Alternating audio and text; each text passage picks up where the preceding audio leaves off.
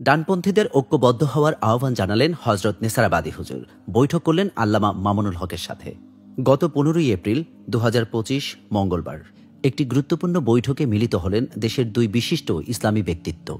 বাংলাদেশ খেলাফত মজলিসের আমির শাইখুল হাদিস আল্লামা মামুনুল হক দামাত বারকাতুহু এর সাথে একান্ত বৈঠকে মিলিত হন আমিরুল মুসলিহিন হজরত মাওলানা মুহাম্মদ খলিলুর রহমান নেসারাবাদী হুজুর। এই বৈঠকে আমিরুল মুসলিহিন হজরত নেসারাবাদী হুজুর দেশের ডানপন্থীদের প্রতি ঐক্যবদ্ধ হওয়ার আহ্বান জানিয়েছেন।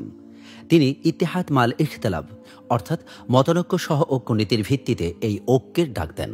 হজরত নেসারাবাদী হুজুর তার বক্তব্যে বামপন্থীদের দুর্বলতার কথা তুলে ধরেন। তিনি বলেন, বামপন্থীরা গণবিচ্ছিন্ন এবং তারা নিজেদের মেরুদণ্ডহীনতার কারণে অন্যের উপর নির্ভরশীল। হজরত নেসারাবাদী হুজুর আরও আশঙ্কা প্রকাশ করে বলেন যে যদি ডানপন্থীরা ঐক্যবদ্ধ না হন তাহলে বামপন্থীরা বিএনপি সহ অন্যান্য ডানপন্থী দলের উপর ভর করতে পারে। এর ফলে দেশ ও জাতি আবারও ক্ষতির সম্মুখীন হবে। তিনি মনে করেন এমন পরিস্থিতিতে জাতীয় স্বাধীনতা, সংস্কৃতি, কৃষ্টি কালচার হুমকির মুখে পড়বে এবং জাতীয় অস্তিত্ব বিনাশের দিকে ধাবিত হতে পারে।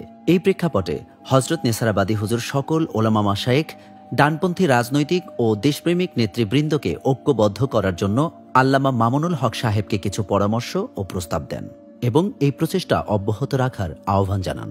বৈঠকে আল্লামা মামুনুল হক সাহেব হজরত নেসারাবাদী হুজুরের সাথে ঐক্যমত পোষণ করেন। দেশের এই ক্রান্তিকালে ডানপন্থীদের ঐক্যবদ্ধ হওয়ার এই আহ্বান অত্যন্ত তাৎপর্যপূর্ণ।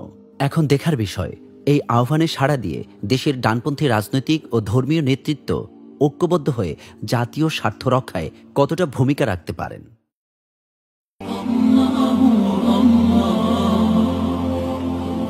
আপনারা দেখছেন এটিআর টেলিভিশন, সত্য প্রবর্তনে ঐক্য।